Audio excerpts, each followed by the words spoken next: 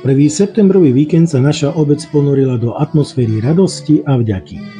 Aj v tomto roku sme v Mojmírovciach oslávili Dni obce spojené s vinobraním. Podujatie bolo príležitosťou stretnúť sa, pripomenúť si tradície a uctiť si obec, v ktorej žijeme. Dni obce veľmi pozitívne vnímame aj ako rodičia, aj teda ako občania Mojmíroviec. Je tu naozaj veľké množstvo speváckých súborov, či už z Mojmíroviec alebo aj z partnerských obcí. Oslavy v Mojmírovciach priniesli skutočne bohatý a pestrý program, ktorý potešil každú generáciu. Kultúrny program spájal a ukázal, že tradície vedia byť rovnako moderné a živé. Milé dámy, vážení páni, chcem vás pozdraviť pred dekorovaním ocením našich pracovníkov. Teraz ocenujeme ľudí, ktorí stáli na začiatku družby. Jeden 30 rokov, pán Polič, a pán Sikora, ktorého veľmi dobre poznáte v televízii, z médií, dlhoročný starosta, aj funkcionár, kde si pripomíname 50-ročnú históriu nášho športu a tej telovýchovy. Ľudstvo spomíname na ľudí, ktorí sú medzi nami, pán Mičina, pán Janiš. Čo nás spája nás taký úprimný srdečný vzťah. Na samom začiatku to bolo o pánovi učiteľovi Jozefovi Janišovi. Veľkej osobnosti, ktorú si vždy vážime. A keďže ja som zažil pána Janiša, zažil som aj jeho kolegov, tak si ho veľmi vážim. A keď on oslovil nás, že chcú prísť, tak keď ide Janiš, tak všetci sme boli pozore a prišiel Janiš s partiou športovcov, fotbalistov a my sme ich tak úprimne privítali. My máme 3 družobné obce. Máme rakúsku obec Varberg, máme moravskú obec Čardice a máme maďarskú obec Čemer.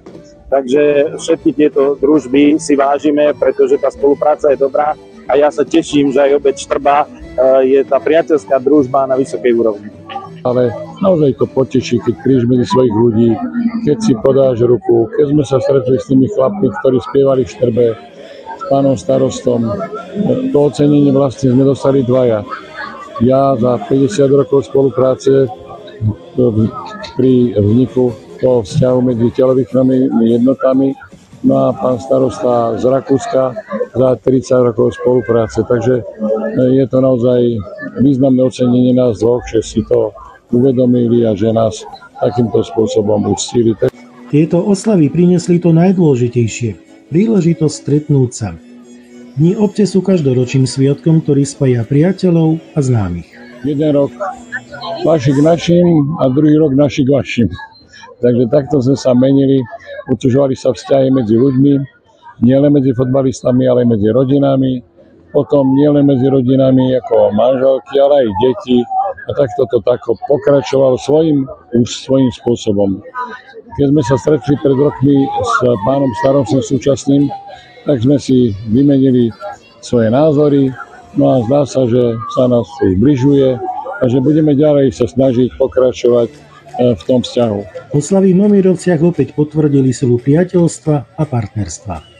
Naše puto so susedným Maďarskom je pre nás dôležité a práve partnerská družba so susednými obcami je toho krásnym dôkazom.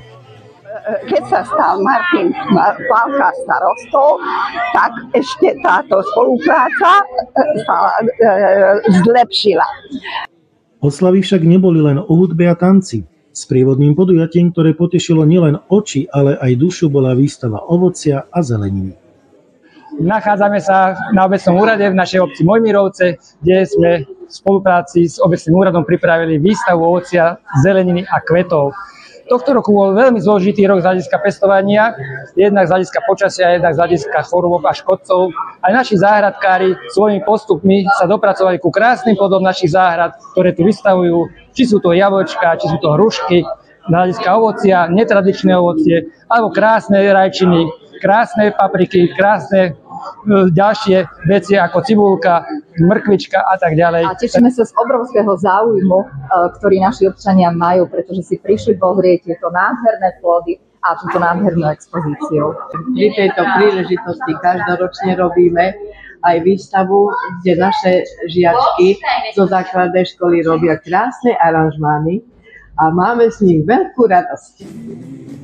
Vedenie obce Mojmírovce úprimne ďakuje všetkým, ktorí sa na slávnosti zúčastnili a rovnako aj každému, kto sa podielal na jej príprave.